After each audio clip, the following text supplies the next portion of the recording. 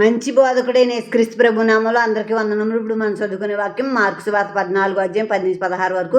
12 మందిలో ఒకడుగు ఇస్కరియోతు యూదా ప్రధాన యాజకుల చేతికి ఆయన్ని అప్పగింపవలెనని వారి వద్దకు పోగా వారు విని సంతోషించి వానికి ద్రవ్యమిత్తమని వాగ్దానం చేశారు కనుక వాడు ఆయన్ని అప్పగించుటకు తగిన సమయం కనిపెట్టుచుండెను.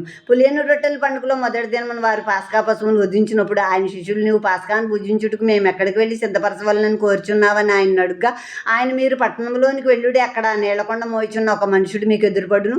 వాని ఎంటబోయి వాడు ఎక్కడ ప్రవేశించునో ఆ ఇంటి యజమాని చూసి నేను నా శిష్యులతో కూడా పాస్కాను భుజించుటకు నా విడిది గది ఎక్కడనని బోధకుడు అడుగుచున్నాడని చెప్పుడి. అతడు సామాగ్రితో సిద్ధపరచబడిన గొప్ప మేడగది మీకు చూపించును, అక్కడ మన కొరకు సిద్ధపరచుడని చెప్పి తన శిష్యుల్లో ఇద్దరిని పంపాను. శిష్యులు వెళ్ళి పట్టణంలోనికి వచ్చి ఆయన వారితో చెప్పినట్టు కనుగొని పాస్కాను సిద్ధపరిచిరి.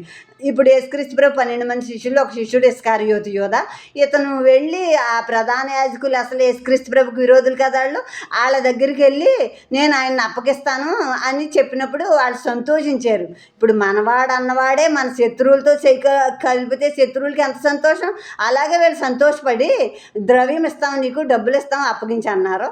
ఇప్పుడు ఎప్పుడు అప్పగిందామా అని చూస్తున్నాడు యేసుక్రీస్తు ప్రభుని, సమయం చూస్తున్నాడు. ఇప్పుడు పులియని రొట్టెల పండుగ, అదే పాస్కా పండుగ వచ్చేసింది. 7 రోజులు జరుపుతారు ఆ పండుగ. ఆ పాస్కా పండుగ మొదటి దినాన్న పశువును వధిస్తారు, గొర్రెను, నిర్దోషమైన గొర్రెను వధిస్తారు.